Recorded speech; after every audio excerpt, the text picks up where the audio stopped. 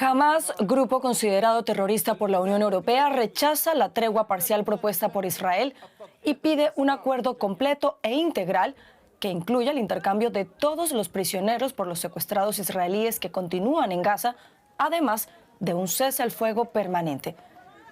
Pero Israel mantiene su ofensiva y en las últimas horas lanzó nuevos bombardeos que, según el Ministerio de Salud de Gaza, controlado por Hamás, dejó decenas de muertos. Entre tanto, miles de personas han vuelto a manifestarse en la franja para pedir a Hamás que abandone el gobierno y pidiendo también un alto el fuego. Hola, bienvenidos a la actualidad en análisis. Justo cuando se cumple un mes desde que Israel retomara su ofensiva en Gaza tras casi 2 meses de tregua, Hamás rechaza la propuesta de un alto al fuego parcial. ¿Aceptará el gobierno de Benjamín Netanyahu el acuerdo integral que quiere Hamás? Lo valoramos con la periodista Maya Siminovich, a quien saludamos a esta hora en Tel Aviv. Maya, gracias por estar con nosotros. Por favor, dinos, ¿hay alguna posibilidad de que Israel acepte detener la ofensiva en Gaza en este momento? Hola, Carol. La posibilidad de que el gobierno de Netanyahu acepte la propuesta de Hamás de todos los rehenes por la mayoría de los presos y alto el fuego total es casi nula, en realidad. Y sin embargo, esto se pega bastante con la situación que está sucediendo en la población israelí. Porque hay muchos motivos por los que el ente Israel no quiere parar la guerra.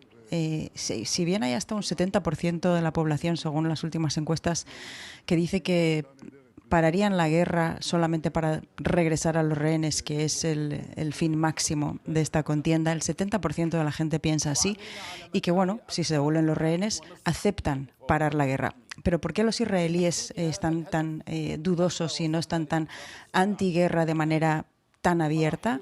Es porque Hamás, después del 7 de octubre, que es innegable la crueldad del ataque y de las atrocidades, sienten que si hay una tregua total con Hamás, Hamás permanecerá en el poder. Esto es probablemente lo que vaya a pasar.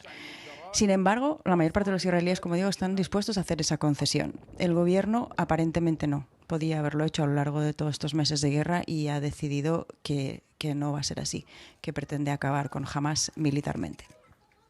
En las últimas horas, Maya, se han registrado más bombardeos israelíes en Gaza. ¿Qué detalles se conocen sobre esta ofensiva? ¿Qué nos puedes decir al respecto? Sobre los detalles concretos de qué es lo que está pasando en la Franja de Gaza, cuántos son los muertos y los heridos, como siempre tenemos el mismo obstáculo, que es Hamás el único que emite esta información. Precisamente por ser Hamás, es algo que en Israel se desconfía, se descree. Si ven las imágenes que llegan de Gaza y que ve todo el mundo menos Israel, porque aquí los telediarios siguen sin mostrar estas imágenes, no se hablan de cifras y no se hablan de muertos en la Franja de Gaza, en un claro desfavor a la población israelí. Lo que se sabe es lo que dice el ejército israelí, que esto es una incursión que va a más, está escalando cada día, como se ve. Y el objetivo último del ejército israelí y del escalafón político es doblegar a Hamás con una fuerza bélica incontestable y también no permitiendo que entre la ayuda humanitaria, que no entra en la franja desde el principio de marzo. Ya. Vaya, pero mientras esta guerra continúa en Gaza, se han registrado varias protestas en contra de Hamás. ¿Qué se sabe sobre estas manifestaciones que son muy poco comunes en los territorios palestinos? ¿Verdad? Son poco comunes, principalmente en Gaza. En la Autoridad Nacional Palestina todavía la gente se ha manifestado aquí y allá en contra de Mahmoud Abbas, el presidente. En Gaza han sido siempre reprimidas con mayor dureza todavía que en Cisjordania. Jamás, evidentemente, como cualquier gobierno totalitario, no le gusta la disidencia. Hubo en 2019 unas manifestaciones y fueron brutalmente reprimidas. Y ahora, de nuevo, han surgido, como hemos visto en las últimas 2 semanas, hubo ayer y anteayer de nuevo, si bien hubo un pequeño declive. Yo he hablado varias veces con uno de los organizadores o una activista de Gaza que se llama Moumen Al-Natur. Es un chico joven, abogado, que también formó parte de las manifestaciones del 2019. El eslogan en aquella época de esas manifestaciones era "Queremos vivir". Y él cuenta que la gente sale ahora y no antes, porque han llegado a un límite en el que realmente no entra comida, no entra agua, no hay electricidad. Jamás les ha llevado a esta guerra que, según él, nadie quería en la franja. Y ahora ya no tienen nada más que perder. Y sin embargo, sí que ha descendido. Es que hay que ser muy valiente también para salir, seguramente, a manifestarse en la Franja de Gaza en contra de la guerra. Como se ha visto también, Hamas ha matado a un manifestante. Luego se han creado rencillas dentro de las familias de Gaza. Uno de los manifestantes estaba comprando harina en una de las colas interminables en las que Hamas revende la ayuda humanitaria por precios de locura. Había una persona que había sido partícipe en las manifestaciones y lo mató un policía de Hamas. A este policía de Hamas, a su vez, lo mató la familia del primer asesinado. Y Al-Natur comentaba que si esto es una tendencia que va en aumento, pues es extremadamente peligroso dentro de lo ya terrible de la situación de la Franja de Gaza. Y preguntado que por qué no salen más gazatíes, si es que es como él dice y como muchos sondeos indican que Hamas tiene apenas un 30 y poco % de apoyo dentro de la Franja de Gaza. ¿Por qué no salen más? Pues porque no se quieren morir, ni en las manos de Hamas, ni en las manos de los bombardeos israelíes que no acaban. Ya. Maya, entre tanto, el Wall Street Journal reveló en un artículo publicado en las últimas horas que Hamas se encuentra al borde o se encontraría al borde del colapso económico por la estrategia israelí de asfixiar financieramente a esta organización. ¿Qué se dice allí en Israel al respecto? ¿Qué se sabe de esto? Se sabe que Hamas está estrangulado porque es la política abierta de Israel, igual que en los años precedentes no lo fue. El gobierno encabezado por Netanyahu, no esta misma coalición, pero coaliciones anteriores, Netanyahu permitía la entrada de dinero de Qatar. El propio Wall Street Journal lo cifra en unos 15 millones de dólares mensuales. Lo que entraba de Qatar, se sabía que esto era algo que sucedía porque la política de aquel entonces era apaciguar a Hamas y mantenerlo tranquilo, porque no lo creían. Lo que resultó ser, tal vez fuera eso, no se sabe, es un enigma. Ahora han puesto en práctica el estrangulamiento económico de Hamas y, por supuesto, de toda la gente que está dentro de la Franja de Gaza, que son, pues eso, 2 millones y pico de personas, sin contar los rehenes israelíes, que esto es lo que está volviendo locas a las familias aquí,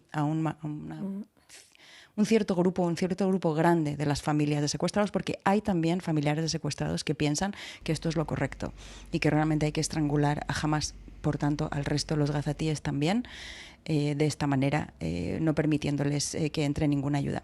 Y Hamas, sin embargo, el asunto es que Israel también ha estado físicamente matando a los cambistas y a gente relacionada con el sistema económico de Hamas, que al estar de la manera en la que está la Franja de Gaza, donde los bancos están sin funcionar, los 50 y tantos bancos, los cajeros automáticos, que había 91, hay uno que funciona, el dinero físico se cae a los pedazos. Hay una nueva industria que es de pegar y lavar los billetes, y la gente que va a ese cajero automático, pues hay una banda de mafiosos que cobran, creo que es un 20 y tanto % por sacar el dinero que les mandan sus familiares del extranjero.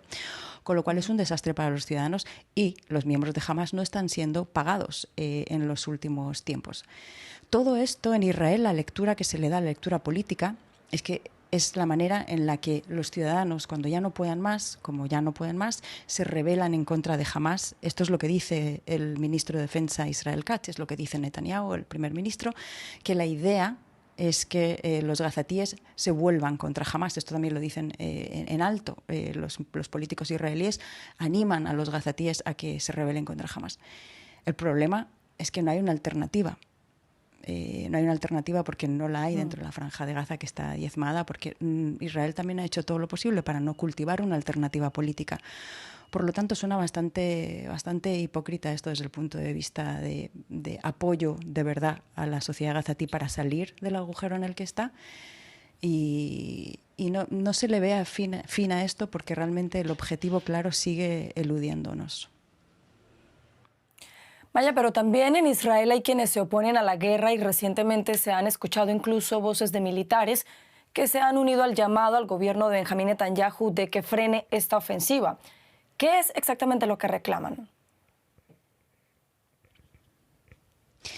Pues sí. Primero comenzaron unos casi 1000 pilotos o gente relacionada con la Fuerza Aérea. Mandaron una carta diciendo, y se intentó frenar esta carta, le intentó frenar el jefe del Estado Mayor y sin embargo la publicaron de todas maneras como publicidad en varios diarios, en la que dicen que el objetivo principal de la guerra es devolver a los rehenes que están en manos de Hamás, que son 24 vivos, se estima, 59 en total, y la manera de devolverlos es negociando. Esto es lo que decían los pilotos y también acusaban al escalafón político de que esta guerra está sirviendo motivos políticos, objetivos políticos y no existenciales o de seguridad.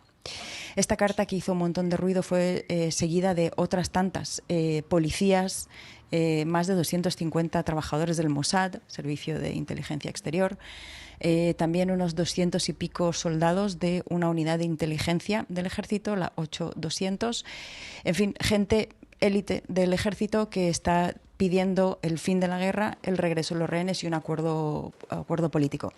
La reacción del gobierno de Netanyahu ha sido calificarlos de traidores y de extremistas y de anarquistas, también de jubilados, porque hay muchos de ellos que son retirados, pero también hay soldados y policías en servicio.